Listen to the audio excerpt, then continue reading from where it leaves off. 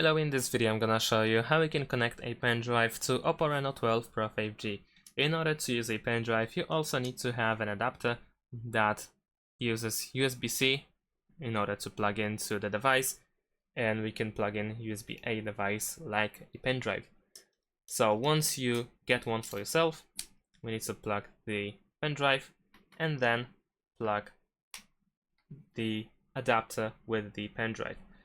And over here you should be able to find OTG, which is of course our pendrive.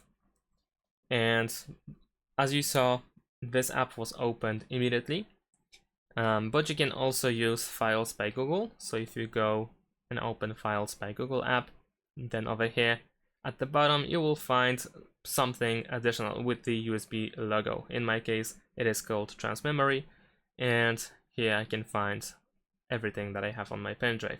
If for some reason the pendrive is not working, it's not detected, then you need to go to the settings, and then in the settings you need to go to accessibility and convenience, and then if you scroll down, then over here at the bottom you will have OTG connection.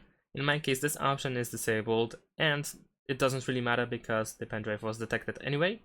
But like I said, if in your case the pendrive is not detected, try to enable this option, as you might be able to do so.